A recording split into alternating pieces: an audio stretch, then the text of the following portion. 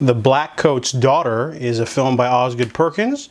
I only wanted to check this one out because it's a recommendation from Possessed by Horror, but also I really enjoyed Gretel and Hansel. It was a really creepy, gothic, dark fairy tale film that, you know, added a fresh spin to the classic Grimm's fairy tale.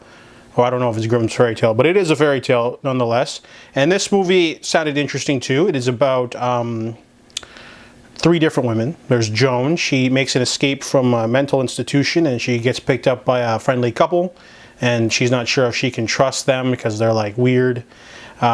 She's trying to like get to an all-girls school for some reason. And then we're focusing on two other girls at the all-girls school.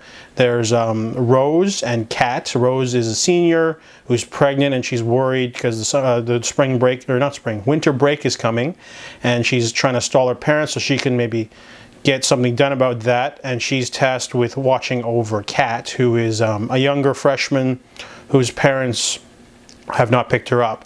So the two of them are sort of stuck at this school. First off, the movie doesn't feel like a horror film for the most part. It feels like a drama, a really dry, boring drama. And we don't get the scary stuff until the last maybe 30 minutes of the movie. But for me, there was a lot of emotional disconnect for me. Like the acting was pretty good from everyone. I mean, you know, you got Kiernan Shipka, Emma Roberts, Lucy Boynton, you got James Remar. Everyone does a good job, but the story doesn't really have any thematic heft or themes or anything. It's just like a series of events, and you know, they have like the scary stuff happen at the end. It's very quick and visceral, but it just didn't really chill me because it spends most of its time wasting time with the different perspective switches, and I didn't like that.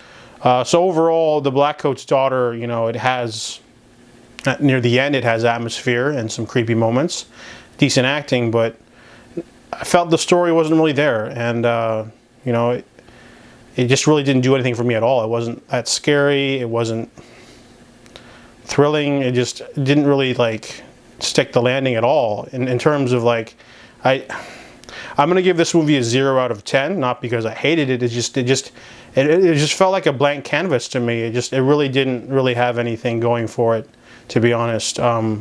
As a horror film, you have to be scary at least, or chilling, or something. This movie just feels like it wasn't. It feels like a half-baked idea. So it might be harsh, but I give this film a 0 out of 10.